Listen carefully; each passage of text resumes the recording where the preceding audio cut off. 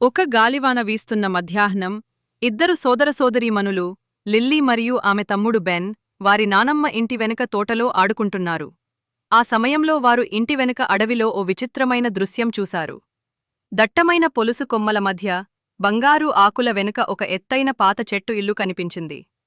ఆ చెట్టు ఇల్లు వారు ఎప్పుడూ చూడని విధంగా మెరిసిపోయింది.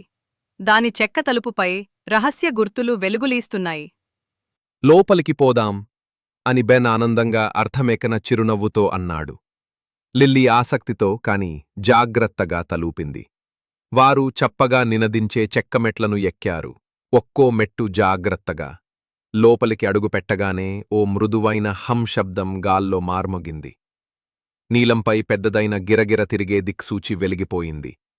ఆ సమయంలో ఒక ఆనందంగా మాట్లాడే శబ్దం వినిపించింది. మీరు ఈరోజు ఎక్కడికి వెళ్లాలని అనుకుంటున్నారు? లిల్లీ ఆశ్చర్యంతో ఊపిరి ఆపుకుంది. బెన్ ఉత్సాహంగా కేక పెట్టాడు. డైనోసార్ల దగ్గరికి. ఒక కాంతివంతమైన మెరుపులో చెట్టు ఇల్లు కంపించింది. గోడలు తిరిగాయి. చుట్టూ అంతా గిరగిర మరిగింది. ఇది ఆగిన తరువాత వారు తలుపు తెరిచి చూశారు.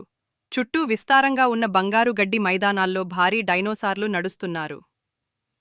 ఒక స్నేహపూర్వక ట్రైసటాప్స్ బెన్ను తన పైకెక్కించుకుంది. లిల్లీ తన సాహసిక జర్నల్లో ప్రతి అనుభవాన్ని నోట్లుగా రాసుకుంటోంది. ప్రతిసారి వారు తిరిగి